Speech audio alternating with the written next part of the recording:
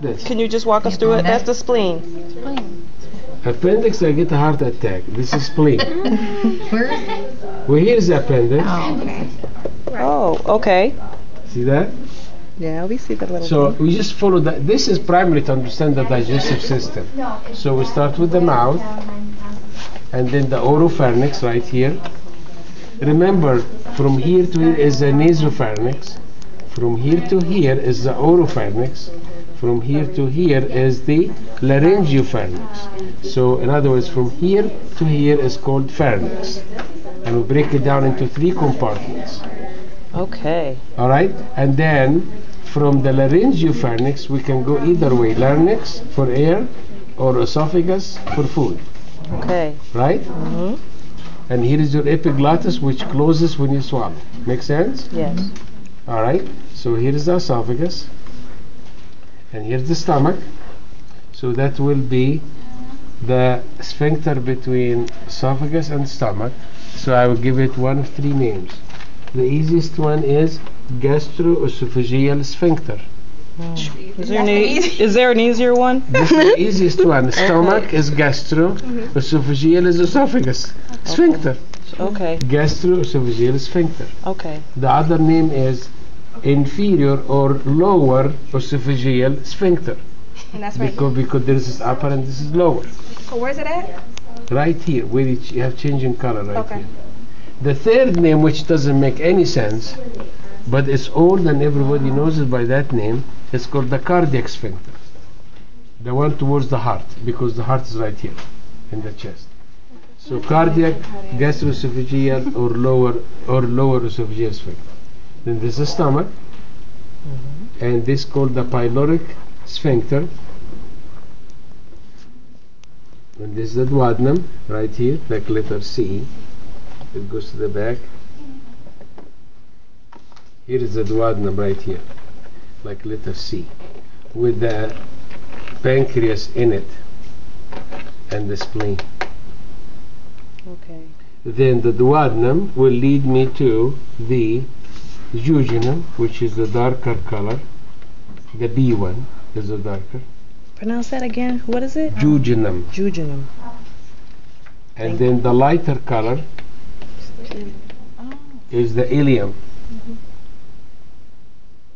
Will I ask you which is which? No. Because naked eye you cannot tell. So this is the ileum, and then the ileum will open into the large intestine.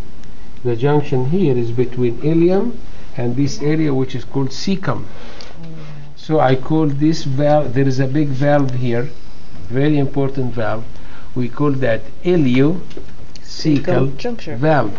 Oh, okay. This is a sphincter, it's a valve, which is more than a sphincter. A sphincter means opening that closes and opens like this. Valve, you have a complete closure, completely. Okay. It's like a valve. All right. So, so this is ileocecal valve is right here, because that's the end of the ileum. Now, the large intestine starts with the cecum, with the appendix attached to it, and then we go to the colon, ascending colon, transverse colon,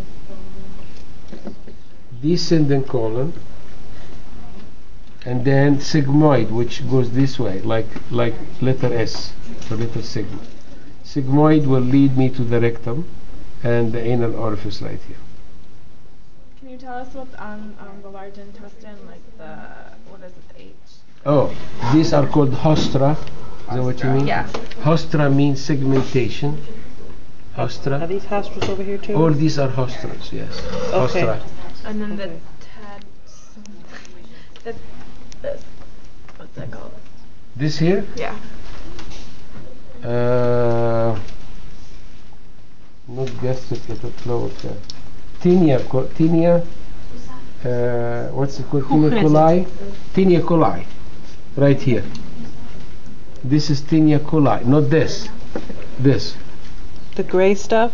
This right here. The brown stuff. It is a concentration of the longitudinal smooth muscle in the wall of the colon. It's called tinea coli.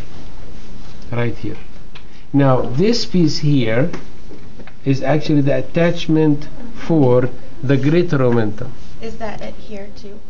The same thing, exactly, because the greater omentum attaches to the stomach, goes down, goes back up, attaches here. You will see it in the mink today, very nicely. And that's it. Lesser omentum goes. Lesser omentum from here to here. Is that yellow stuff? What yellow? That That's the yellow stuff, correct. Okay. Okay. We'll see it in the mink. Okay. Very nice, actually, in the mink. Okay? Okay. Good.